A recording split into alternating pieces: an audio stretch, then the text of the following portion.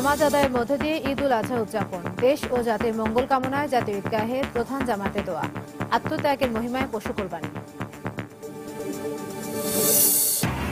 রাজধানীতে সিটি কর্পোরেশনের নির্ধারিত স্থানে অনেকেই করেননি পশু কোরবানি, পূর্ব পরিকল্পনা অনুযায়ী সুব্যবস্থা না থাকার অভিযোগ।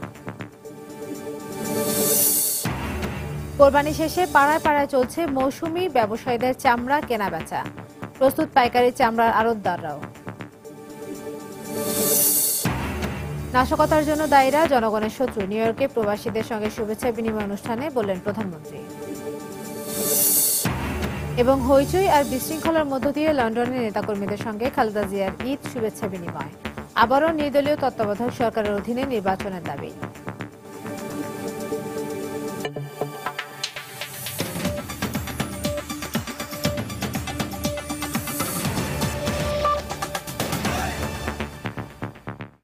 সময় সংবাদের সঙ্গে আছি আমি ইশরাত জাহান।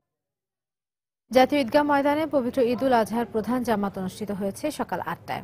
এতে অংশ নেন রাষ্ট্রপতি মোহাম্মদ আব্দুল হামিদ, মন্ত্রিসভার সদস্যবৃন্দ, দক্ষিণ সিটি কর্পোরেশনের মেয়র, রাজনৈতিক দলের নেতাসহ বিভিন্ন শ্রেণী পেশার মানুষ।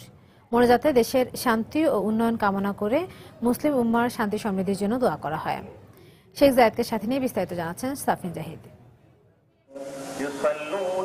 ভোরের আলো ফোটার সঙ্গে সঙ্গে ঈদগাহ ময়দানে সমবেত হতে থাকেন মুসল্লিরা। শুক্রবার সকাল 7টায় খুলে দেয়া হয় জাতীয় ঈদগাহ মাঠের সব গেট। সকাল 8টায় প্রধান জামাত অনুষ্ঠিত হওয়ার কথা থাকলেও 7:30টা থেকেই ঈদুল আজহার তাৎপর্য নিয়ে আলোচনা শুরু করেন জাতীয় মসজিদ বায়তুল মোকাররমের সিনিয়র ইমাম মোহাম্মদ মিজানুর রহমান। তিনিই প্রধান জামাতের ইমামতি করেন। অন্যবারের মতো এবারও প্রধান জামাতে অংশ নেন রাষ্ট্রপতি মোহাম্মদ আব্দুল হামিদ, মন্ত্রিসভার সদস্য, দক্ষিণ সিটি কর্পোরেশনের মেয়র, রাজনৈতিক দলের নেতাসহ বিভিন্ন শ্রেণী পেশার মানুষ। মহিলাদের জন্যও ছিল আলাদা নামাজের ব্যবস্থা। এ সময় মোনাজাতে দেশের শান্তি ও উন্নয়নে, জনগণের কল্যাণ এবং সমগ্র জাতি ও মুসলিম উম্মার শান্তি সমৃদ্ধ কামনায় দোয়া করা হয়। নামাজ শেষ হতেই সব ভেদাভেদ ভুলে একে অন্যের সাথে কোলাকুলি ও কুশল বিনিময়ের মাধ্যমে ভাগাভাগি করেন ঈদ আনন্দ। সেই সাথে সবার প্রত্যাশা থাকে ঈদ যেন বয়ে আনে সবার জীবনে আনন্দের ছোঁয়া। ভাইয়ের সঙ্গে আসছি, বাবার সঙ্গে আসছি, নামাজ পড়া হয়ে গেছে। কুরবানি করার মাধ্যমে আমরা আমাদের মুসলিম জাতি, আমাদের মুসলমানরা মনের যে পশু, মনের যে দুশ্চিন্তা, কুটিলতা, সেটাকে আমরা ধ্বংস করতে চাই। নামাজ শেষে আল্লাহর সন্তুষ্টির আশায় পশু কোরবানি করা ঈদুল আজহার মূল আনুষ্ঠানিকতার একটি।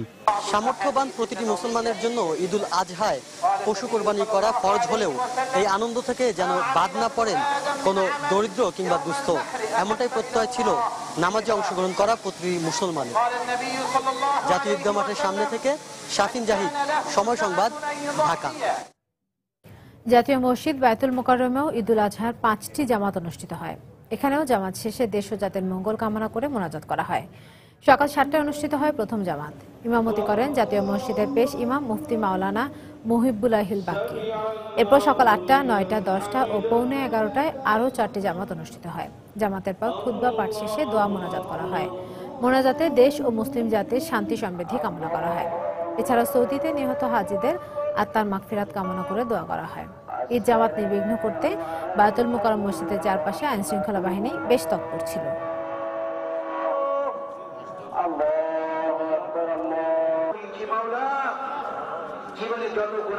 সমস্ত ন্যায় কাজগুলো আমাদের পক্ষ থেকে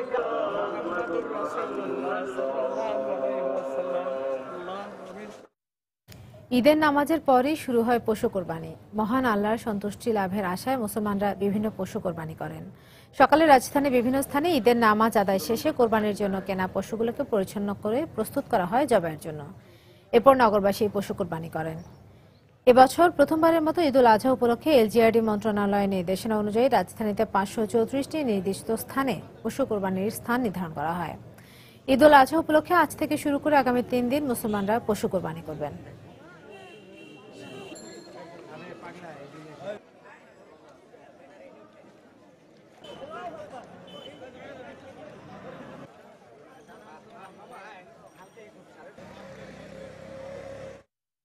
রাজধানী সহ দেশের বিভিন্ন স্থানে আজকের জন্য পশু কোরবানি শেষের পর্যায়ে বর্জ্য পরিচ্ছন্ন কার্যক্রম শুরু করেছে সিটি কর্পোরেশন।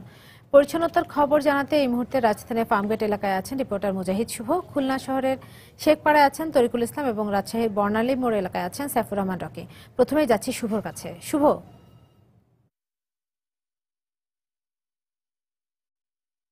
ইশরাত, আপনি জানেন ঢাকা উত্তর সিটি কর্পোরেশনের 274টি স্থানে সিটি কর্পোরেশনের পক্ষ থেকে স্থান নির্দিষ্ট করে দেওয়া হয়েছে পশু কোরবানির জন্য।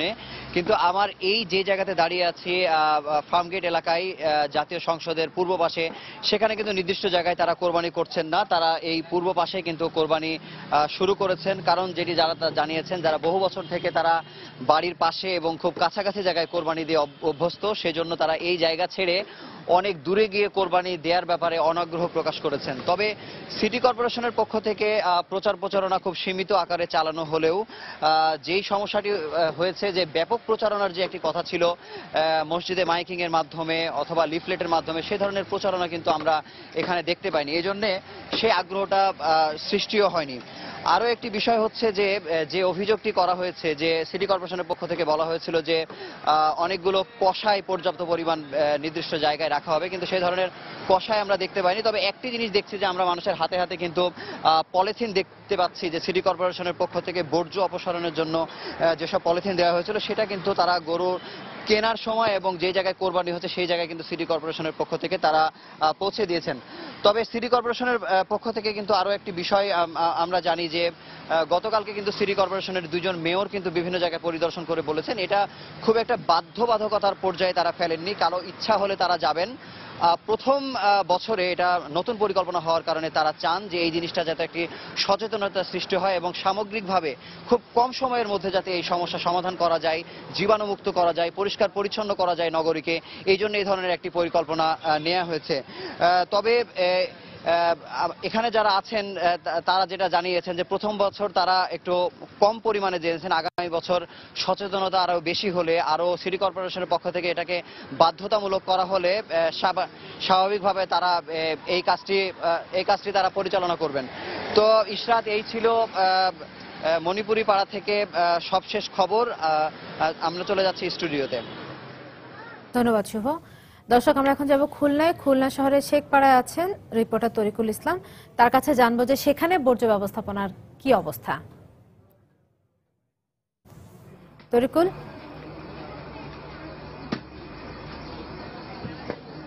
ইসরাত, এই মুহূর্তে আমি অবস্থান করছি নগরীর 20 নম্বর ওয়ার্ডে শেখপাড়া এলাকায়। শেখপাড়া এবং পাশাপাশি ফরাজিপাড়া এবং শেরে বাংলা রোডের একটা বড় অংশ এই এলাকায় প্রচুর কোরবানি হয়, যে কারণে এই এলাকায় বর্জ্যের দেখা যায় ঈদের সময় কোরবানির পশুর যে বর্জ্য, এই বর্জ্যগুলো এখানে বেশি দেখা যায়। যে এবং এর পার্শ্ববর্তী সিটি কর্পোরেশনের যে কনজারভেন্সি বিভাগ, এই বিভাগটি কিন্তু এখনই কাজ শুরু করেছে, একটু আগে অর্থাৎ 12টার সময় তারা কিন্তু বর্জ্য অপসারণের কাজ শুরু করে দিয়েছে।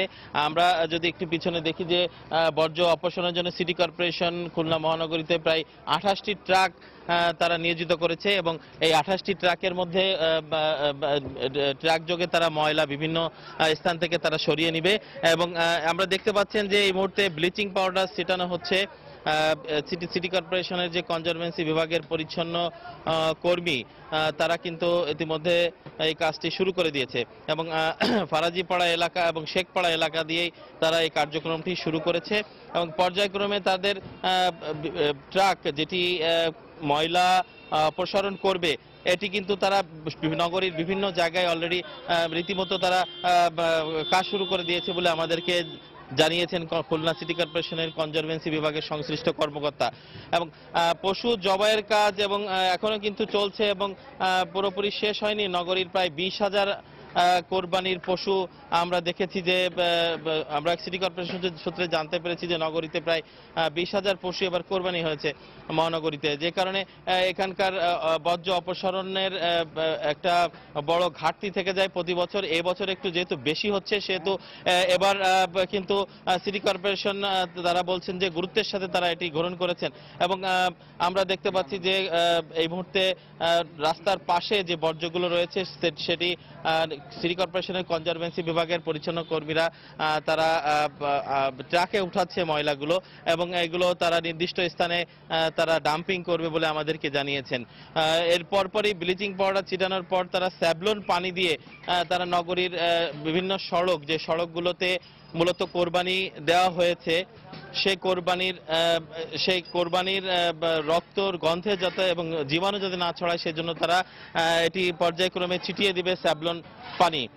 তো আমার কাছে ইসরাত এই ছিল খুলনা মহানগরীর সিটি কর্পোরেশনের কনজারভেন্সি বিভাগের পরিচ্ছন্নতা কার্যক্রমের সর্বশেষ খবর।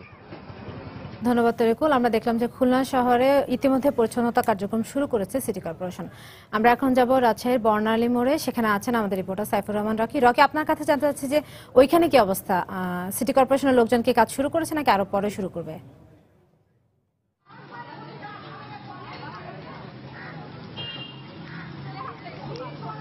ইসরাত, আসলে পশু কোরবানির পর সবচেয়ে বড় যে সমস্যাটি হয় সেটি হচ্ছে বজ্র অপসারণ নিয়ে।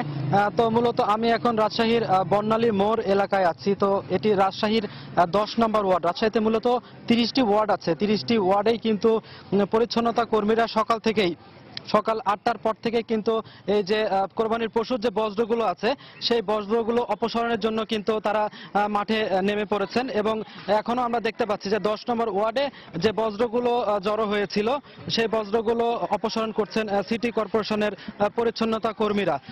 তো আমরা এই মুহূর্তে সিটি কর্পোরেশনের এই 10 নম্বর ওয়ার্ডের একজন সুপারভাইজার আছেন। তো এই সুপারভাইজারের সাথে আমরা একটু কথা বলবো। আচ্ছা, আপনারা কখন থেকে কাজ শুরু করেছেন এবং কয়টা পর্যন্ত কাজ করবেন? সকাল 10টার থেকে শুরু করেছি, রাত্রি 8টা পর্যন্ত আমরা কাজ শেষ করব। যতক্ষণ না কাজ শেষ হবে ততক্ষণ পর্যন্ত আমরা কাজ চালিয়ে যাব। আচ্ছা, আপনারা কি মনে করছেন যে রাত 8টার মধ্যে এই বজ্রগুলো সব শহরে যতগুলো বজ্র আছে সেগুলো অপসারণ করা সম্ভব হবে? জি, সম্ভব হবে। আমাদের সব ময়লাগুলোই পরিষ্কার করা সম্ভব হবে রাত্রি 8টার মধ্যে। এই বজ্রগুলো আপনারা নিয়ে কোথায় যাচ্ছেন এবং সেটি কোথায় ফেলছেন? আমাদের একটা নির্দিষ্ট পয়েন্ট করা হয়েছে, পয়েন্টে আমরা এখানে প্রাথমিক পর্যায়ে নিয়ে যে জমা করছি। আমাদের রাজশাহী সিটি কর্পোরেশন থেকে যে গাড়িটা বাড়াবে সন্ধ্যার পরে, ওখান থেকে মনে করেন যে যত আমরা মল গোবর রক্ত নিয়ে যায় ওখানে জমা করবো, ওগুলো নিয়ে যায় সিটির বাইরে ফেলে আসবে সন্ধ্যার পর থেকে। তো ইসরাত, আপনি শুনছিলেন যে রাজশাহীর যে 30টি ওয়ার্ড আছে 30টি ওয়ার্ডেই ঠিক এইভাবেই কিন্তু পরিচ্ছন্নতা কর্মীরা কাজ করছেন এবং রাত 8টার মধ্যে এই বজ্রগুলো সবগুলো অপসারণ করবেন বলে তারা আশা প্রকাশ করছেন। এই বজ্রগুলো প্রাথমিকভাবে নিয়ে যাওয়া হচ্ছে, একটি জায়গায় রাখা হচ্ছে এবং সন্ধ্যার পরে সিটি কর্পোরেশনের যে ট্রাক আছে মূলত এই ট্রাকে করে এই বজ্রগুলো শহরের বাইরে ফেলা হবে। তো আমরা এছাড়াও কিন্তু আরেকজনের সাথেও কথা বলেছি এখানে, যিনি জনপ্রতিনিধি হিসেবে আছেন, মোহাম্মদ আব্বাস আলী, 10 নম্বর ওয়ার্ডের ওয়ার্ড কাউন্সিলর। তার সাথেও কথা বলেছি, তিনিও বলেছেন এছাড়াও যতটুকু সচেতন করা যায় সাধারণ মানুষকে সচেতন করার মাধ্যমেও কিন্তু তারা এই বজ্রগুলো দ্রুত অপসারণ করছে এবং রাজশাহীকে সুন্দর নগরী হিসাবে আবারও সেই তার পুরাতন রূপে ফিরে আনার জন্য যা যা করণীয় ঠিক তাই করছে। তো ইশরাত, রাজশাহীর যে বজ্র অপসারণের এই ছিল আমার কাছে সর্বশেষ তথ্য। ধন্যবাদ রকি। দর্শক, দেশের বিভিন্ন স্থান থেকে আমাদের সহকর্মীরা জানাচ্ছিলেন কোরবানি পরবর্তী বর্জ্য ব্যবস্থাপনার খবর। আমরা যেটা জানতে পারলাম যে বেশিরভাগ জায়গাতে সিটি কর্পোরেশন ইতিমধ্যে কাজ শুরু করে দিয়েছে। তো রাজধানীর 2 সিটি কর্পোরেশনের নির্ধারণ করে দেওয়া স্থানে পশু কোরবানি দিচ্ছেন না অনেকেই। পূর্ব পরিকল্পনা অনুযায়ী উপযুক্ত ব্যবস্থা না থাকায় নিজস্ব জায়গায় কোরবানি দিচ্ছেন বলে দাবি নগরবাসীর। 2 সিটি কর্পোরেশনের 493টি স্থানে পশু জবাই করতে জনগণের প্রতি অনুরোধ জানিয়েছিল সরকার। এর মধ্যে ঢাকা উত্তর সিটিতে 208টি ও দক্ষিণ সিটিতে 285টি স্থান নির্ধারণ করে দেওয়া হয়। কিন্তু সকাল থেকে নগরের বিভিন্ন এলাকা ঘুরে দেখা যায় বেশিরভাগ মানুষই এসব স্থানে পশু কোরবানি করছেন না। নগরকে পরিচ্ছন্ন রাখতে এই কার্যক্রমের বিষয়ে সচেতনতা তৈরিতে কাউন্সিলরদের দায়িত্ব দেওয়া হয়। তবে সিটি কর্পোরেশনের পক্ষ থেকে বর্জ্য ফেলার ব্যাগ দেওয়ার কথা থাকলেও তা পাওয়া যায়নি বলে অভিযোগ করেন নগরবাসী। এছাড়া নির্দিষ্ট স্থানগুলো সম্পর্কেও তাদের তেমন কোনো ধারণা নেই বলে জানান তারা।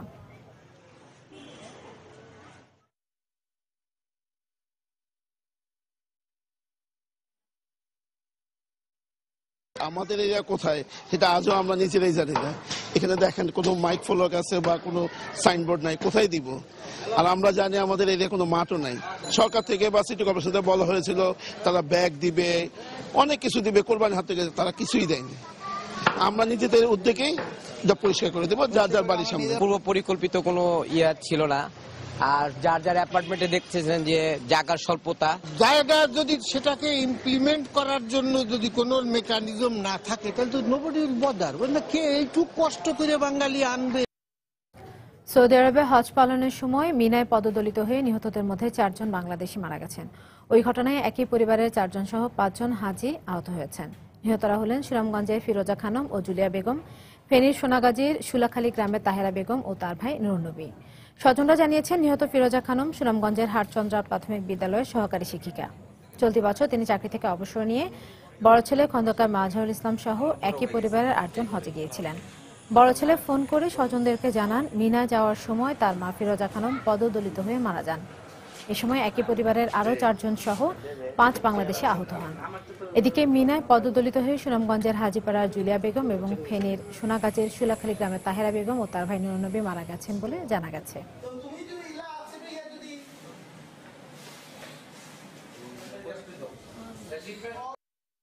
নিশ্চিত হয়েছি যে আমার আম্মা উনি মারা গেছেন এবং ওনার সাথে আমার বড় ভাই আছেন, উনি আহত হয়েছেন। আরও আমার আত্মীয় স্বজন আছে 4 জন, মোট 4 জন আর কি, ওনারাও আহত হয়েছেন। সবাই এখন হাসপাতালে আছে। উনি অত্যন্ত পরেজগার ছিলেন। উনি ওই মার কাছে আব্বার কাছে শুনতেন যে আমার পূর্বপুরুষরা সৌদি আরব, তো ছোট থেকেই তার একটা স্বপ্ন ছিল যে সৌদিতে উনি যাবেন এবং উনি হজে যাবেন। এদিকে হাজি নিহতের বিষয়ে বিস্তারিত জানতে আমরা কথা বলেছিলাম সেখানে নিযুক্ত বাংলাদেশের রাষ্ট্রদূত গোলাম মসির সঙ্গে। তিনি আমাদেরকে জানিয়েছেন বিস্তারিত। আজ সকালে একটা দুর্ঘটনা ঘটেছে, প্রচন্ড চাপে একটা ধাক্কা থেকে পরিস্থিতিতে বেশ কিছু হতাহত হয়েছে। তা আমাদের ফার্স্ট সেক্রেটারি সাহেব সকালে ওখানে হাসপাতালে ছিলেন, মিনের পাশে সবচেয়ে বড় যে হাসপাতালটা, সেখানে ঘন্টাখানিক পরে আমি নিজেই হসপিটালে যাই। আমি সেখানে 1.5 ঘন্টা অবস্থান করি। এখানে আমি 7টা বাংলাদেশি পেশেন্ট দেখলাম এবং 32টা ডেড বডি চেক করার পর দেখলাম সেখানে কোনো বাংলাদেশি নাই। তবে ওখানকার ডাক্তাররা বললেন যে দেখো, যেহেতু সকালবেলা খুব এত ইনজিউর্ড পার্সন ছিল যে আমাদের এখানে ম্যানেজ করা খুব ডিফিকাল্ট, আমরা বড় বড় হাসপাতালে তাদের পাঠিয়ে দিয়েছি। সেখানে তোমাদের বাংলাদেশি হয়তো অনেকে থাকতে পারে। আমি ওখানে 7 জন যে পেশেন্ট দেখলাম মোটামুটি সবাই স্টেবল আছে। যে আমি ওখানে কোনো বাংলাদেশি ডাক্তার দেখি নাই এবং আরো আনফর্চুনেটলি যে আমি কোনো আমাদের 3টা অ্যাম্বুলেন্সের মধ্যে একটা অ্যাম্বুলেন্স ওখানে আমি পাইনি। আমাদের যে হজ মিশনের যে ডাক্তার যারা আছেন তাদেরকে অবিলম্বে ওখানে যাওয়ার জন্য এবং তাদের এমপ্লয়েন্স গুলো ওখানে অতি সত্বর ওখানে যাতে পাঠিয়ে দেওয়া হয়। সৌদি আরবে হজ পালনের সময় পদদলিত হয়ে 719 হাজি নিহতের ঘটনার পূর্ণাঙ্গ তদন্তের নির্দেশ দিয়েছে সৌদি সরকার। এছাড়াও হজের পুরো নিরাপত্তা পরিকল্পনা পর্যালোচনা করা হবে বলে জানিয়েছে সৌদি বাদশা। এদিকে মিনায় হাজিদের মৃত্যুর জন্য সৌদি কর্তৃপক্ষের চরম অব্যবস্থাপনাকে দায়ী করেছেন ইরানের সর্বোচ্চ ধর্মীয় নেতা আয়াতুল্লাহ আলী খামেনি। এই ঘটনায় গভীর শোক প্রকাশ করেছেন জাতিসংঘ মহাসচিব বান কি মুন সহ বিশ্ব নেতারা। ঈদের দিন সৌদি আরবের মিনায় পদদলিত হয়ে হাজিদের মৃত্যুর ঘটনার পর বৃহস্পতিবার সরকারের ঊর্ধ্বতন কর্মকর্তাদের নিয়ে জরুরি বৈঠক করেন সৌদি প্রিন্স এবং হজ কমিটির প্রধান মোহাম্মদ বিন নায়েফ। বৈঠক শেষে সংবাদ সম্মেলনে দেশটির স্বরাষ্ট্র মন্ত্রণালয়ের মুখপাত্র জানান, মর্মান্তিক এই ঘটনার পূর্ণাঙ্গ তদন্তের নির্দেশ দিয়েছেন সৌদি প্রিন্স। মর্মান্তিক এই ঘটনাটি খতিয়ে দেখতে এবং এ বিষয়ে পরবর্তী পদক্ষেপ নিতে দেশের সব ঊর্ধ্বতন নিরাপত্তা কর্মকর্তাদের সঙ্গে বৈঠক করবেন সৌদি প্রিন্স। ঘটনার পূর্ণাঙ্গ তদন্তে একটি উচ্চ পর্যায়ের কমিটি গঠন করা হবে এবং যত দ্রুত সম্ভব তদন্ত প্রতিবেদন বাদশাহ সালমানের কাছে হস্তান্তর করা হবে। এছাড়াও প্রাথমিকভাবে ঘটনার কারণ হিসেবে একই সময়ে মাত্রাতিরিক্ত হাজির চাপ এবং প্রচন্ড গরমকেই দায়ী করেন তিনি। এদিকে এ ঘটনার পর টেলিভিশনে দেয়া ভাষণে হজের পুরো নিরাপত্তা পরিকল্পনা পর্যালোচনা করা হবে বলে ঘোষণা দিয়েছেন সৌদি বাদশা। ঘটনার তদন্ত প্রতিবেদন সাপেক্ষে যত দ্রুত সম্ভব হাজিদের নিরাপত্তার উন্নয়নে প্রয়োজনীয় সব পদক্ষেপ নেওয়া হবে। হজের পুরো নিরাপত্তা পরিকল্পনা পর্যালোচনার নির্দেশ দেওয়া হয়েছে। আমি বলতে চাই, সৌদি সরকারের নিরাপত্তা উন্নয়ন পরিকল্পনা একটি চলমান প্রক্রিয়া এবং সুষ্ঠুভাবে হজ পালনের স্বার্থে এটি চলতে থাকবে। হজ পালনের সময় পদদলিত হয়ে বিপুল সংখ্যক হাজির মৃত্যুর ঘটনায় গভীর শোক প্রকাশ করেছেন বাংলাদেশের প্রধানমন্ত্রী শেখ হাসিনা সহ বিভিন্ন দেশের সরকার প্রধানরা। এছাড়াও মর্মান্তিক এই ঘটনায় শোক প্রকাশ করেন জাতিসংঘ মহাসচিব বান কি মুন। সৌদি আরবে শত শত হাজির মৃত্যুতে আমি গভীর শোক প্রকাশ করছি। সেই সঙ্গে নিহতদের পরিবারের প্রতিও আমি গভীর সমবেদনা জানাচ্ছি। আমার বিশ্বাস, নিহতদের পরিবারের সহায়তায় সৌদি সরকারের নেতৃত্বে দ্রুত প্রয়োজনীয় সব পদক্ষেপ নেওয়া হবে। সেই সঙ্গে এই ঘটনায় আহতরা দ্রুত সুস্থ হয়ে উঠবেন বলে আশা করছি আমি। এদিকে মিনায় হাজিদের মৃত্যুর জন্য সৌদি কর্তৃপক্ষের চরম অব্যবস্থাপনাকে দায়ী করেছেন ইরানের সর্বোচ্চ ধর্মীয় নেতা আয়াতুল্লাহ আলী খামেনি। অন্যয় কর্মকার, সময় সংবাদ। সময় সংবাদ আরো থাকছে। ইলিশের প্রজনন মৌসুমে 15 দিন সাগরে মাছ শিকার নিষিদ্ধ। মৌসুম পিছিয়ে নির্ধারণের দাবি একমত নয় মৎস্য বিভাগ।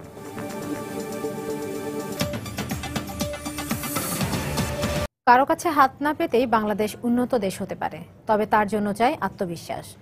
যুক্তরাষ্ট্রের নিউ ইয়র্কে প্রবাসীদের সঙ্গে ঈদের শুভেচ্ছা বিনিময় অনুষ্ঠানে কথা বলেন প্রধানমন্ত্রী শেখ হাসিনা। শুভেচ্ছা বিনিময় অনুষ্ঠানে তিনি আরো বলেন, নাশকতার জন্য যারা দায়ী তারা কখনোই জনগণের বন্ধু নয়, বরং শত্রু। জাতিসংঘের ৭০তম সাধারণ অধিবেশনে যোগ দিতে এখন নিউ ইয়র্কে প্রধানমন্ত্রী শেখ হাসিনা। আর তাই প্রবাসীদের সঙ্গে ঈদের শুভেচ্ছা বিনিময় হলো সেখানেই। নিউ ইয়র্কের একটি হোটেলে এই ঈদ শুভেচ্ছা বিনিময় অনুষ্ঠানের আয়োজন করেন জাতিসংঘে নিযুক্ত বাংলাদেশের রাষ্ট্রদূত ডক্টর এ কে মোমেন। জাতীয় সংসদের স্পিকার, অর্থমন্ত্রী, পররাষ্ট্রমন্ত্রী ছাড়াও পররাষ্ট্র বিষয়ক সংসদীয় কমিটির সভাপতি ডক্টর দীপু মনি, প্রধানমন্ত্রীর তথ্য ও প্রযুক্তি বিষয়ক উপদেষ্টা সজীব ওয়াজেদ জয় সহ প্রধানমন্ত্রীর অন্যান্য সফরসঙ্গীরাও এ সময় উপস্থিত ছিলেন। পরে অনুষ্ঠানে আগত অতিথিদের সঙ্গে ঘুরে ঘুরে শুভেচ্ছা বিনিময় করেন প্রধানমন্ত্রী। বাংলাদেশই একমাত্র দেশ যারা পেয়েছে প্রত্যেকটা ডেভেলপমেন্ট গোল, সেখানে তা বাংলাদেশের অর্জন।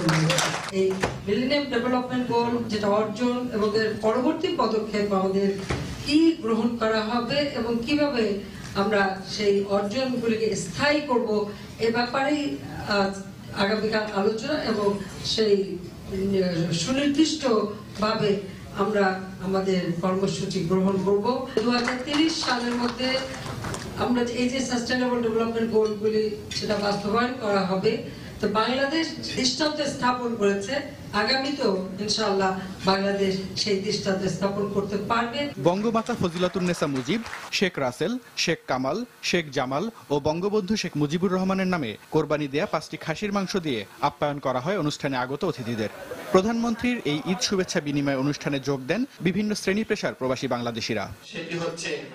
সময় সংবাদ, নিউ ইয়র্ক। এর আগে যুক্তরাষ্ট্র নিউ ইয়র্কে ভারতের প্রধানমন্ত্রী নরেন্দ্র মোদীর সঙ্গে বৈঠক করেছেন প্রধানমন্ত্রী শেখ হাসিনা। নিউ ইয়র্কের হোটেল ওয়ালড্রপ অ্যাস্টোরিয়াতে বৃহস্পতিবার সকাল 11টায় এই বৈঠক হয়। বৈঠকে ঈদের শুভেচ্ছা বিনিময়ের পাশাপাশি পারস্পরিক স্বার্থ সংশ্লিষ্ট বিষয়ে কথা বলেন তারা।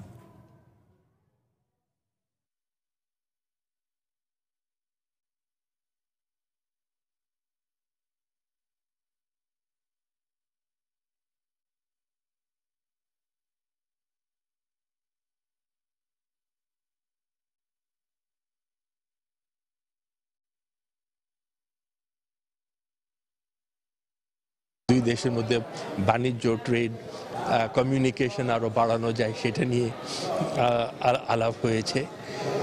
আর ভারতীয় প্রধানমন্ত্রী বললেন আমাদের প্রাইম মিনিস্টারকে কি ওনাদের দুজনের মধ্যে ঘন ঘন মিটিং হওয়া উচিত।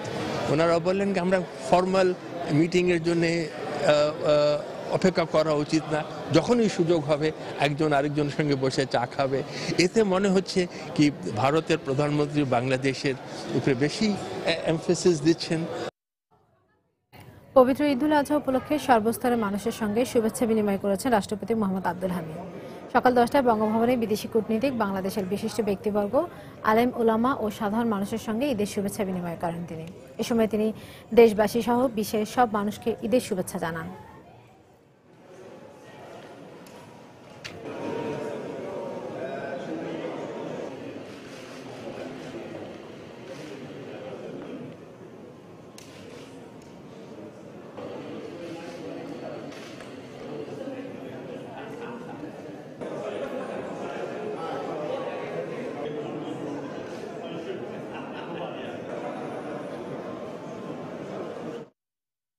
নেতাকর্মীদের হইচই আর বিশৃঙ্খলার মধ্য দিয়ে শেষ হয়েছে বিএনপি চেয়ারপারসন বেগম খালেদা জিয়ার ঈদ শুভেচ্ছা বিনিময় অনুষ্ঠান। পূর্ব লন্ডনের একটি হলে অনুষ্ঠিত শুভেচ্ছা বিনিময় অনুষ্ঠানে আবারও নির্দলীয় তত্ত্বাবধায়ক সরকারের অধীনে জাতীয় নির্বাচনের দাবি জানান বিএনপি চেয়ারপারসন। এ সময় তিনি বলেন, সরকার আজীবন ক্ষমতায় থাকার জন্য ষড়যন্ত্র করছে। বৃহস্পতিবার ঈদের দিন পূর্ব লন্ডনের ফেয়ারলোপে লেক ভিউ মার্কিউ হলে নেতা নেত্রীদের সঙ্গে ঈদের শুভেচ্ছা বিনিময় করেন বিএনপি চেয়ারপারসন বেগম খালেদা জিয়া। অনুষ্ঠানে বিএনপি নেত্রীকে ফুল দিয়ে শুভেচ্ছা জানাতে দীর্ঘ সময় লাইনে দাঁড়িয়ে থাকতে দেখা যায় প্রবাসী নেতাকর্মীদের। শুভেচ্ছা বিনিময়ের পর বক্তৃতা দেওয়ার সময় দেখা দেয় বিশৃঙ্খলা। নেতাকর্মীদের শান্ত করতে হিমশিম খেতে হয় নিরাপত্তা কর্মীদের।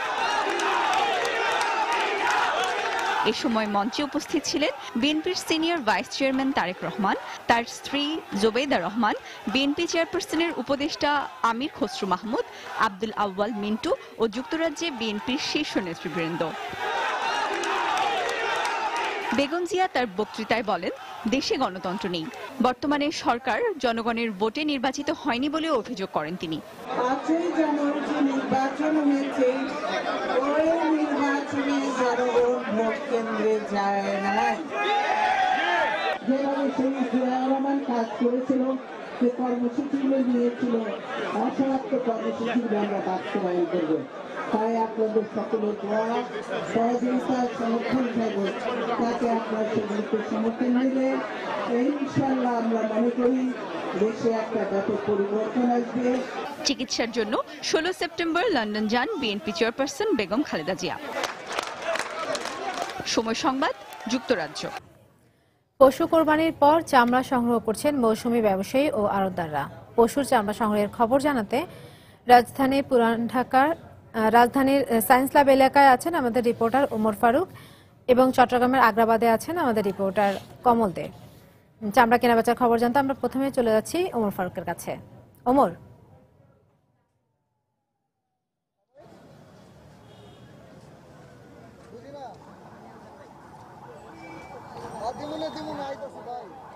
চামড়া কেনাবেচা আমরা যত জানেন যে বাংলাদেশের চামড়া শিল্পের জন্য সবচাইতে যে বড় কাঁচামাল সংগ্রহের যে দিনটি সেটি হচ্ছে পবিত্র ঈদুল আজহার দিন। ধর্মপ্রাণ মুসলমানরা যে তাদের কোরবানি দেন এবং সেই কোরবানির পশুর চামড়াই আসলে চামড়া ব্যবসায়ীরা সংগ্রহ করে থাকেন এবং আজ সকাল থেকে এই পর্যন্ত এরই মধ্যে চামড়ার যেই বাজার সেটি জমে উঠেছে। এরই মধ্যে আমরা দেখতে পেয়েছি যে বিভিন্ন পাড়া মহল্লা থেকে এখানে যারা চামড়া সংগ্রহ করেছেন তারা এই রাজধানীর অন্যতম একটি চামড়া সংগ্রহের স্পট যেটি হচ্ছে আপনার সায়েন্স ল্যাবের মোড়, সেখানে এরই মধ্যে চামড়া নিয়ে তারা আসতে শুরু করেছেন। তবে এরই মধ্যে আমরা ক্রেতা এবং বিক্রেতা দুপক্ষের সাথেই কথা বলেছি।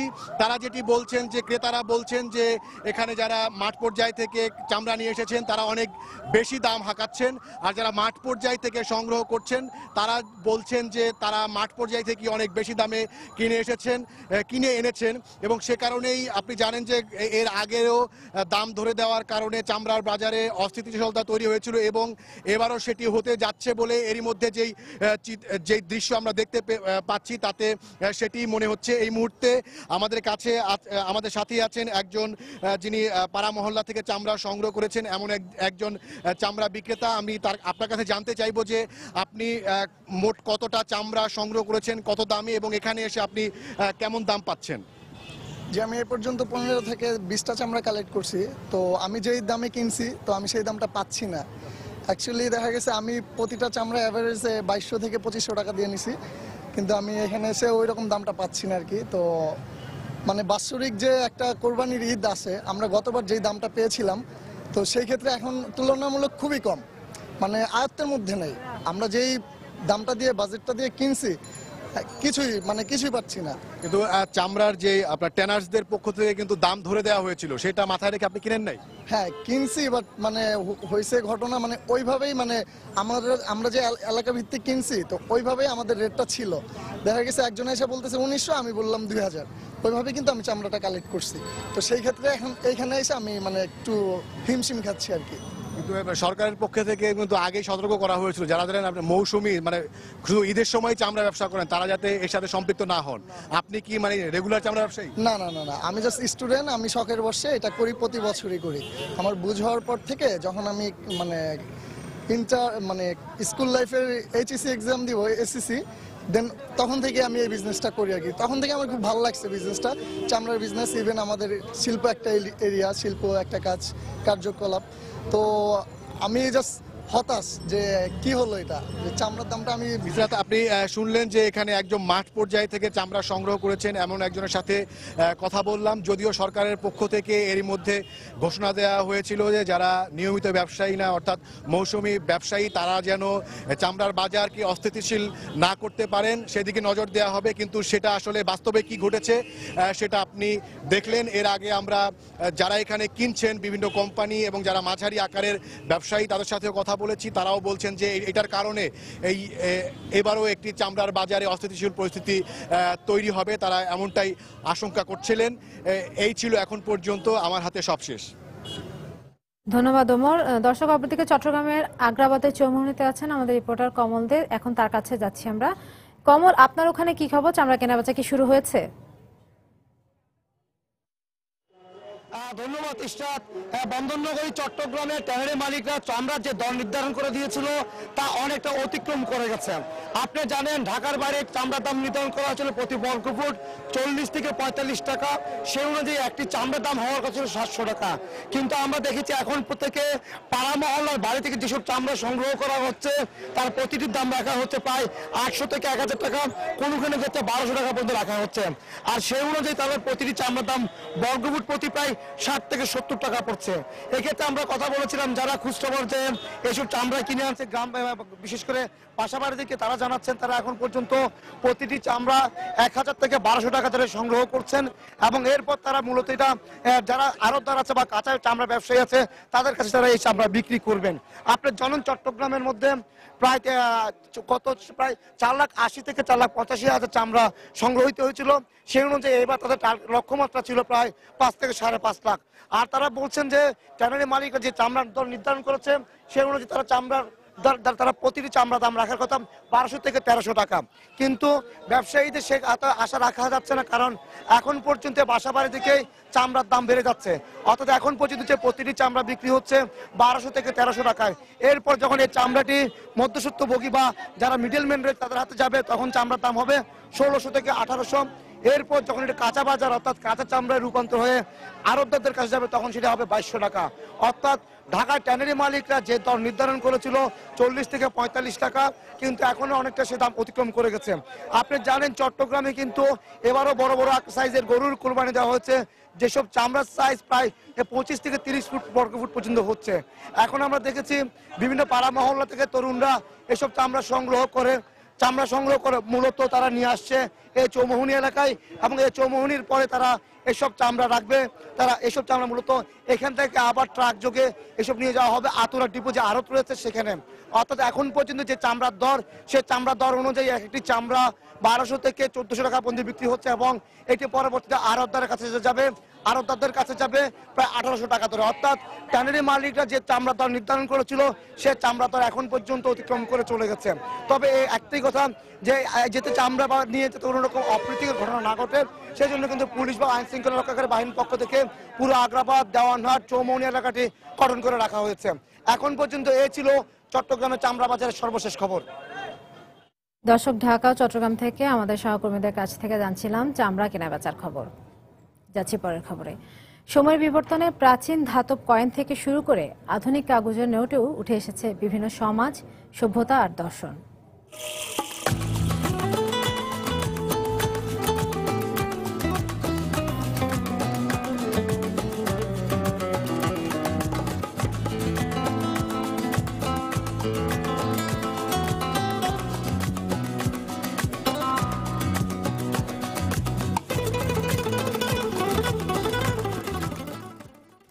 দেশ বিদেশের এমনই সব মুদ্রার মেলবন্ধন ঘটেছে টাকা জাদুঘরে।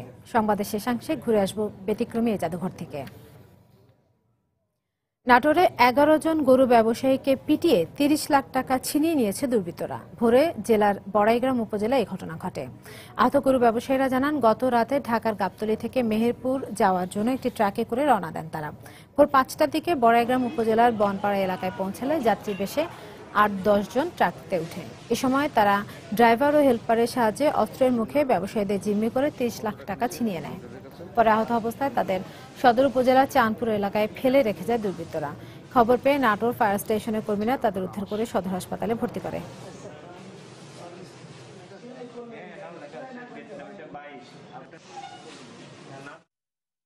ইলিশের প্রজনন মৌসুম হওয়ায় বৃহস্পতিবার থেকে 9 অক্টোবর পর্যন্ত 15 দিন সাগরে মাছ শিকার নিষিদ্ধ করেছে সরকার। তবে জেলে ও মৎস্য বিশেষজ্ঞরা বলছেন, জলবায়ু পরিবর্তনের কারণে ইলিশের প্রজনন মৌসুম পিছিয়ে গেছে।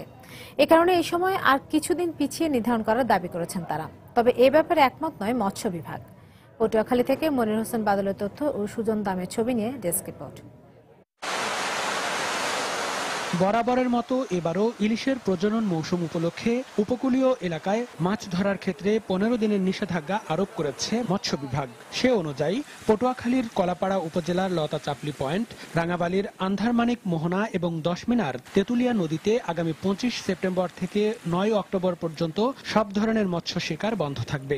তবে স্থানীয় জেলে ও মৎস্য বিশেষজ্ঞরা বলছেন, বিশ্বব্যাপী জলবায়ু পরিবর্তনের কারণে মাছের প্রজনন মৌসুমও পিছিয়ে গেছে। সে কারণে ইলিশের প্রজনন মৌসুমও পিছিয়ে নির্ধারণ করার দাবি জানিয়েছেন তারা। সরকার তো আর দেখাবেই জানে না যে এরা কোন সময় ডিম ছাড়বে। আমরা জানলে আমরা জানি যে মাসে কোন সময় ডিম ছাড়বে। এখন মাছের পেটে ডিম নেই, আরো যদি 20-25 দিন পরে দিতে তাহলে মোটামুটি একটা মাছের পেটে ডিম আসতে। আবহাওয়ার যে পরিবর্তনের সাথে সাথে ইলিশ মাছের যে বয়বৃদ্ধিকাল, পেটে ডিম আসার সময়কাল, এটাও চেঞ্জ হয়ে যাবে। এটা একটা আসলে এটা বিজ্ঞান ভিত্তিক যেমন গবেষণা করা দরকার, পাশাপাশি স্থানীয় জেলারা যেটা বলেছে আমি তাদের সাথে একমত। ইলিশ মাছের পেটে যখন ডিম সৃষ্টি হয় তখনই ওই ডিমটাকে পেট থেকে বের করার জন্য ও মাটি খুঁজতে থাকে বা বালি খুঁজতে থাকে। এই মাটি বা বালি মধ্যসাগরে কখনোই পাওয়া যায় না। এই মাটি বা বালি সমুদ্রের কিনারে আসলে পাওয়া যায়। আমরা বিগত 2-3 বছর যাবত দেখছি মাছ অবরোধের যে সময়টা সরকার নির্ধারণ করে, তারপরে মাছ ডিমওয়ালা মাছগুলো কুলে আসে। তবে এ ব্যাপারে জেলা মৎস্য বিভাগের এই কর্মকর্তা বলছেন ভিন্ন কথা। অনেকেই বলেন যে এই পিরিয়ডটি হয়তো যথাযথ নির্ধারণ করা হয়েছে কিনা। আমরা মনে করি এটি গবেষণালব্ধ ফলাফল এবং আমাদের মৎস্যজীবী জেলেদের সাথে আলোচনা করেই এই সময়টি নির্ধারণ করা হয়েছে এবং আমরা মনে করি শতকরা 60 থেকে 70 ভাগ মাছ, ইলিশ মাছ এই সময় প্রজনন করে থাকে। উপকূলীয় জেলা পটুয়াখালীর প্রায় 50,000 জেলে নদী কিংবা সমুদ্রে ইলিশ মাছ ধরে জীবিকা নির্বাহ করে। সময় সংবাদ, পটুয়াখালী। দারিদ্র্য, অজ্ঞতা ও সামাজিক কুসংস্কারের কারণে সঠিক পুষ্টিকর খাদ্য পাচ্ছে না এদেশের কিশোরীরা। বিভিন্ন গবেষণায় দেখা গেছে, অপুষ্টির কারণে অধিকাংশ কিশোরী ভুগছে রক্ত স্বল্পতা ও আয়োডিনের অভাবজনিত নানা সমস্যায়। পুষ্টিবিদরা বলছেন, বয়ঃসন্ধিকালে অনেক কন্যা শিশুর বাল্য বিবাহের কারণে ঘটছে মাতৃমৃত্যুর মতো ঘটনা। অপুষ্টির কারণে এই কিশোরীদের কম ওজনে সন্তান প্রসব করার হারও তুলনামূলকভাবে বেশি। বয়ঃসন্ধিকালীন কিশোরীদের পুষ্টিহীনতা নিয়ে দেখুন তাহসিনা জেসের বিশেষ প্রতিবেদন।